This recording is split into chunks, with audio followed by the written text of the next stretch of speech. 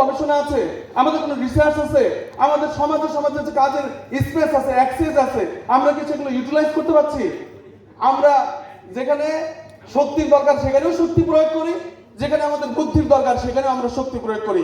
বুদ্ধি কম থাকলে যেটা হয় লেবারের মতো কাজ করছি। এজন্য আমি বলবো যে আপনার তরুণ প্রজন্ম যারা রয়েছেন, আজকের জাতীয় সেমিনার থেকে আমাদের চিন্তা হোক, বুদ্ধিভিত্তিক কাজ হোক সেটা আগামী 30 বছর পর্যন্ত। আগামী 30 বছরে আমরা আমাদের সমাজটাকে কোথায় দেখতে চাই সেটাকে আমরা ড্র করি, এরপরে আমাদের কর্মসূচি প্রণয়ন করি, এইভাবে কাজ করবেন। জাতীয় পর্যায়ের যে নেতৃবৃন্দ রয়েছেন, আমি একটা গ্রাম থেকে এসেছি, বগুড়া থেকে এসেছি, আপনারা ঢাকায় আছেন, আপনাদের সঙ্গে আমাদের পরিচয় নাই। আমরা এভাবে বিভিন্ন জায়গায় ছড়িয়ে ছিটিয়ে রয়েছি।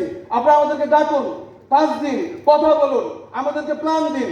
আপনাদের দলে আসি না আসি, কাজ দেন। আমরা কর্মী হিসেবে দাওরা ফারেক করে যে গ্রামে কাজ করছি, আমরা কাজ আমার নিজেরা কেন ড্র করবো?